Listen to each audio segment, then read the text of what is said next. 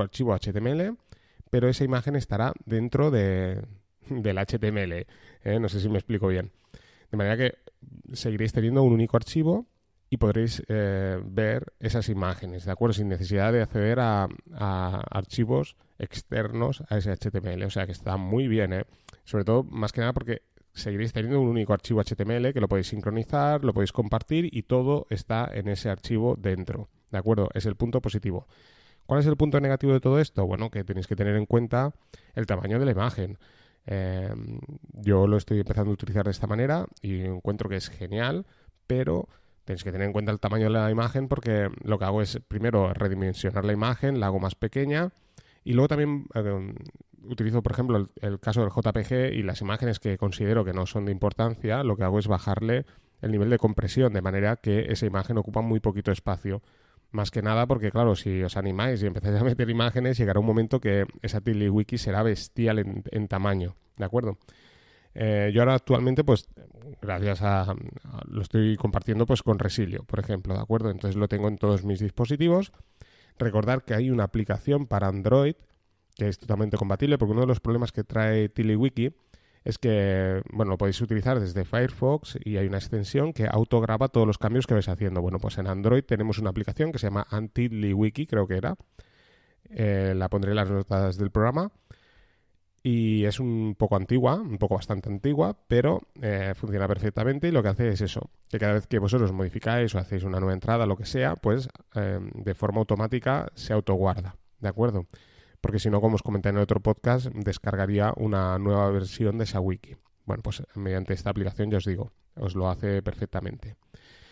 Y bueno, ya para acabar, quería hablar de Resin. En el podcast anterior también os hablé de Resin, os hablé de que era también uno de mis favoritos a la hora de la sincronización, pero se me olvidó comentaros que Resin, a diferencia de Nextcloud, a diferencia de Resilio, SyncThing, que los metí en el mismo paquete, pero no debería de ser del todo así, porque Resin tiene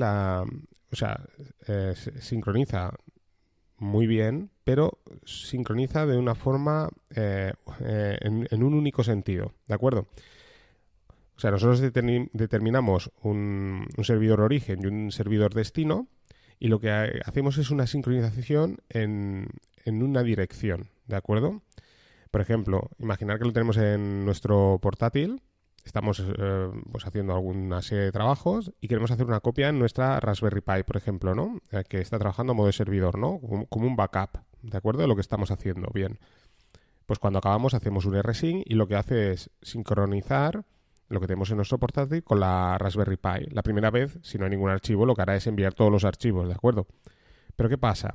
Imaginad que tenemos, no sé, unas imágenes, ¿no? Que estamos editando. Bien. Pues cuando acabemos de editar esa imagen, imaginaros que solo son dos imágenes. En cambio, previamente nosotros ya por rsync habríamos enviado a lo mejor 100 archivos. Bueno, y ahora estamos editando 2 imágenes solo. Bien. Una vez acabemos, hacemos un rsync y ¿qué hará? Rsync no enviará nada más que estos 2 únicos archivos, ¿de acuerdo? O sea, él mira en el destino todos los archivos que hay, ve que únicamente hemos modificado 2 y lo que hace es sincronizar esos 2 archivos, ¿de acuerdo? Después incluye otras opciones como la posibilidad también de poder eliminar en el caso de que eliminemos algún archivo que lo elimine también en el servidor destino, ¿de acuerdo? En el destino. Pero si quisiéramos que no fuera el caso, no se eliminaría, ¿de acuerdo? Y bueno, pues nada, deciros que esta sincronización funciona de esta manera, ¿eh? Solo funciona en un sentido, ¿de acuerdo? No es bidireccional, ¿de acuerdo? Es en un único sentido. Y bueno, recordaros, he estado mirando a raíz del podcast, porque lo hice así un poco a modo de improvisación, me acordé de Resin y ahí solté Resin, que sí que hay versión para Windows, ¿de acuerdo? Lo he estado buscando, hay una interfaz gráfica, una aplicación gráfica de Resin que se llama GRSync, y que es multiplataforma, ¿eh? Tanto funciona en Windows, Linux y Mac. Hace exactamente la misma función, pero con interfaz gráfica. Y bueno, la versión que yo he encontrado al menos es un poco desactualizada. Es del año 2008, creo que especificaba. Pero funciona genial, o sea, es rsync, ¿de acuerdo? Y podemos utilizarla, por ejemplo, en Windows, ¿eh? Es una de las cosas que os comentaba en el podcast, ¿no? Que si funcionaría en Windows, pues bueno, sí, hay un rsync para Windows. O sea, que si utilizáis Windows, pues podéis hacer un rsync. E imagino que también, esto ya no lo he probado, con un servidor remoto, pero seguro que en vuestra propia máquina funciona. Y también deciros que rsync, una de las posibilidades que tiene, porque claro, ahora diréis, ostras, pues aquí ya me has roto, ¿no? Si no hay sincronización bilateral, pues es un rollo, ¿no? Bueno, bidireccional, digamos, es un rollo, ¿no?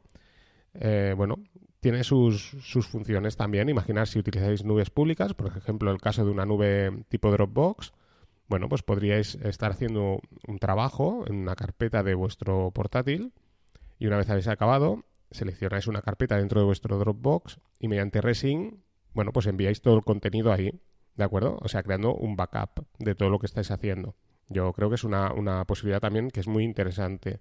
Al día siguiente seguís haciendo vuestro trabajo y una vez acabáis, antes de apagar vuestro portátil, hacéis un rsync y lo envía a esa carpeta Dropbox, de manera que desde Dropbox pues lo sube a la nube pública y ahí os guarda una copia de seguridad.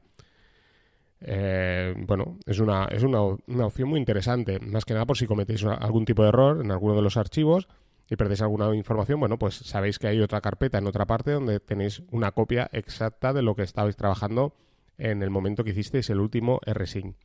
Todo esto, claro, desde la terminal en Linux, pues podéis utilizarlo sin problemas. Es una línea de comandos, súper sencillo. Y además podéis crear tareas programadas. O sea, podéis hacer un rsync diario, podéis hacer lo que queráis. Una vez utilizada la terminal, como sabéis, Linux permite esta flexibilidad que podéis hacer lo que queráis. Entonces es genial, ¿de acuerdo? Y bueno, yo creo que aquí voy a dejar el podcast. Espero que os haya gustado. Es un poco, como os he dicho, rememorando atrás, recordaros que visitar el tutorial de Nextcloud si tenéis la Raspberry Pi 3.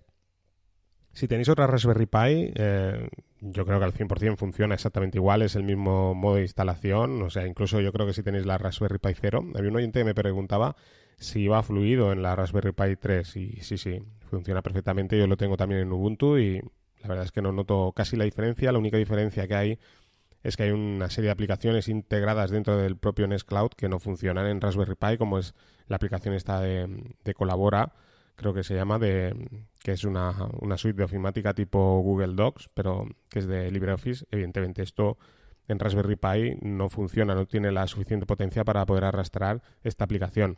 Esta y otras tantas, pero bueno, hay aplicaciones como la aplicación de notas de Nextcloud que funciona perfectamente. Y bueno, no sé, el News, por ejemplo, de noticias también funciona perfectamente. O sea, todas las aplicaciones estas funcionan sin ningún tipo de problema. Y bueno, sí, ahora ya antes de acabar, que ahora que recuerdo, estoy hablando de la aplicación de notas y deciros que la aplicación de notas de Nextcloud funciona perfecto, una sincronización perfecta, ¿de acuerdo? El único problema que hay es lo que os decía, es la aplicación de Nextcloud para Android, al menos, que de hecho hoy he visto que hay una actualización de la aplicación Nextcloud, al menos para iPhone, que por lo que he visto, una captura de un oyente, bueno, especificaba que podíamos subir archivos encriptados, o sea, está muy bien. Deciros que la aplicación para Android, pues bueno, la sincronización es del todo buena si tenéis archivos en subcarpetas de subcarpetas, ¿de acuerdo? Porque a diferencia de Resilio, que yo creo que no lo expliqué del todo bien, lo bueno que tiene Resilio es que en el momento que abres Resilio se sincronizan todas las carpetas, o sea, todo Resilio entero, ¿de acuerdo? O sea, carpeta de subcarpeta, se sincroniza absolutamente todo. En cambio, la aplicación Nextcloud no. La aplicación Nextcloud, digamos que tiene, por así decirlo, la sincronización selectiva, porque tú puedes definir qué archivo quieres que se descargue offline, pero para que eso suceda tienes que meterte dentro de esa carpeta, ¿de acuerdo? Entonces, si tenéis una carpeta, por ejemplo, que es la carpeta notas, bueno, pues tenéis que entrar dentro de la carpeta notas. Primero marcar que queréis ese archivo de notas en offline y bueno, se descargará. Pero es que la siguiente vez que os conectéis, no únicamente tenéis que abrir la aplicación Nextcloud, sino que os tenéis que meter dentro de la carpeta notas. Entonces, claro, esto es un poco molesto, ¿de acuerdo? Al menos para mí, ¿no? Porque si lo tenéis en la carpeta raíz no hay problema, ¿eh? Si lo tenéis en la carpeta raíz, pues bueno, abrís la aplicación Nextcloud y como está ahí ya, pues bueno, se sincronizará sin problemas. Pero claro, tener que meterte en carpeta, subcarpeta, imaginar que tenéis la carpeta personal, o sea, la carpeta personal, subcarpeta notas, sus carpetas notas del trabajo. Imaginaros para sincronizar las notas del trabajo, ¿no? Tienes que entrar a 3 o 4 carpetas, ¿no? Cuando en el caso de Resilio, como os digo, pues abrir Resilio y se descarga todo automáticamente, ¿no? Y el tema estaba ahí, ¿no? Pero bueno, imagino que esto será una cosa, como os digo, Nextcloud lleva un año funcionando y bueno, todo esto va progresando de manera que en breve imagino que todo esto se solucionará. Y como opción de sincronización, como os digo, pues Nextcloud es la forma más privada utilizando la VPN que podéis encontrar, ¿de acuerdo? Por encima de soluciones como Syncing o Resilio, aunque ambas también, sobre todo Syncing también, que es software libre, pues damos por hecho que son muy seguras. Y bueno, sin más, aquí dejo el podcast, así que recordaros los métodos de contacto. Podéis encontrarme como Ángel-BCN en Telegram, como YouGeek Podcast en Twitter. Podéis encontrar la página web que está en yougeek.github.io. Recordaros que para hacer búsquedas antiguas, porque hay gente también me comenta, ostras, ¿cómo se instala Nextcloud en Ubuntu? Bueno, es tan sencillo como aplicar en vuestro navegador Control F, que es un atajo para hacer búsquedas en esa página. Y como todas las entradas del blog están en la misma página, haciendo Control F, si ponéis Nextcloud, os irá apareciendo todos los lugares donde está incluida la palabra Nextcloud y bueno, si vais buscando lo encontraréis, igual que si queréis instalar una VPN, pues ponéis Control F VPN y os aparecerá todo aquello que contenga la palabra VPN.